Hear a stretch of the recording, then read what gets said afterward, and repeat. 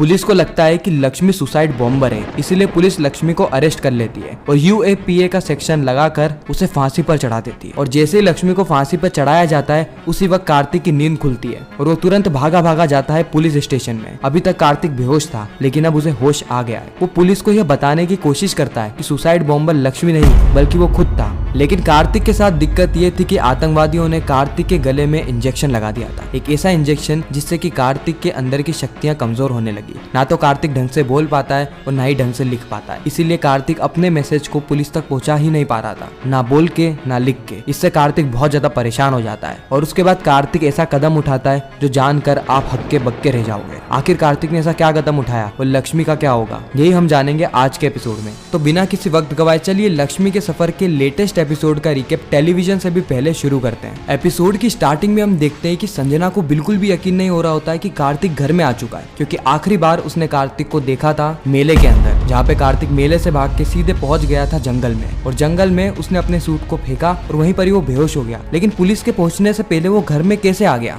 गायत्री संजना को सच नहीं बताती और बातों को घुमाते घुमाते कहती है कि कार्तिक घर पर आ गया, इससे तुम्हें कोई भी खुशी नहीं हो रही। संजना कहती है कि भाभी मैं ये नहीं कहना चाह रही थी और इसी वक्त कार्तिक की आंख खुल जाती है। कार्तिक अपनी माँ से लक्ष्मी के बारे में पूछ रहा होता है। संजना बताती है कि लक्ष्मी सुरक्षित है और अभी हॉस्पिटल में है, उसका इलाज चल रहा है। उसी वक्त उमेश आता है और कहता है कि लक्ष्मी हॉस्पिटल में नहीं है। लक्ष्मी को पुलिस पकड़ के ले गए हैं। पुलिस को लग रहा है कि लक्ष्मी सुसाइड बॉम्बर थी, जिससे कि उस पे UAPA का एक्ट लगा है, यानी देशद्रोही का एक्ट। और कार्तिक जैसे ही ये बात सुनता है वो हक्का बक्का रह जाता है, इसलिए दौड़ा दौड़ा पुलिस थाने पहुंचता है और पुलिस वालों से रिक्वेस्ट करता है कि वह लक्ष्मी को छोड़ दे। लेकिन वह रिक्वेस्ट सिर्फ और सिर्फ एक्शंस में कर पाता है, क्योंकि आतंकवादियों ने उसे एक ऐसा इंजेक्शन लगाया था जिससे कि वह जिंदा लाश बन गया था। यानी सिर्फ वो चल सकता था, ना ही कुछ बोल पाता है ना ही कुछ लिख पाता है। पुलिस को बिल्कुल भी समझ में नहीं आ रहा होता है कि आखिर कार्तिक निगम कहना क्या चाहता है। लेकिन अपने एक्शन से कार्तिक पुलिस वालों को यह तो समझा देता है कि लक्ष्मी बेकसूर है। लेकिन पुलिस कहती है कि यह एक्ट बहुत बड़ा एक्ट है, आपकी वाइफ एक सुसाइड बॉम्बर थी, अगर सही टाइम पे सारी चीजें नहीं होती तो आपकी वाइफ तो ना जाने कितने बच्चों को कितने परिवारों को उजाड़ देती, खुद तो मरती ही मरती 100 और लोगों को लेकर मर जाती। इसलिए कार्तिक जी, अगर आपको ऐसा लगता है ना कि आपकी वाइफ बेकसूर है तो जाइए किसी अच्छे लॉयर के पास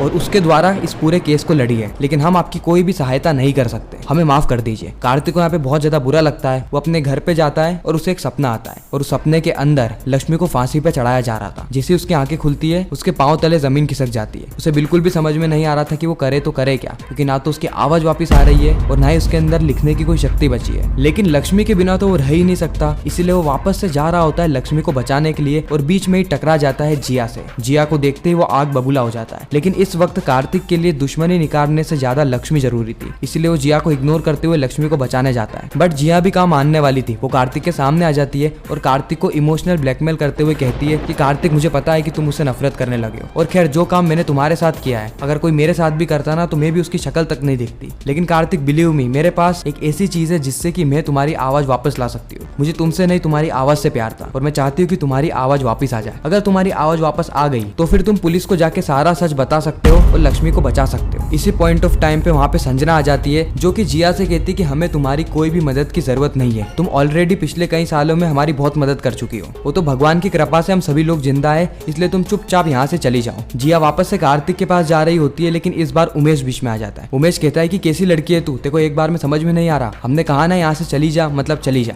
लेकिन जिया इस वक्त भी नहीं जाती है, बल्कि वो गायत्री के पास चली जाती है और गायत्री को इमोशनल ब्लैकमेल करने लगती है। वो कहती है कि गायत्री आंटी, आपको तो पता है ना कि मैंने कार्तिक की जान भी बचाई है, हालांकि मुझसे बहुत सारी गलतियां हुई है, लेकिन मैं कार्तिक से प्यार करती हूँ। और गायत्री कहीं ना कहीं जिया के प्रति थोड़ी सी झुकी हुई है, इसलिए वो जिया की बात पे विश्वास कर लेती है और पूरे परिवार से लड़ पड़ती है कि जिया जो कह रही है एक बार उसे भरोसा करके तो देखें, हमारे पास कोई और ऑप्शन नहीं है लक्ष्मी को बचाने का। और इसी के साथ एक खूबसूरत एपिसोड यहीं पर ही खत्म हो जाता है। आपको यह रिकेप कैसा लगा कमेंट सेक्शन में जरूर बताना और ऐसे ही रेगुलर रिकेप देखने के लिए हमारे चैनल को सब्सक्राइब जरूर करना। मैं मिलता हूँ आप सभी से किसी नेक्स्ट इंटरेस्टिंग वीडियो में, जब तक के लिए गुड बाय।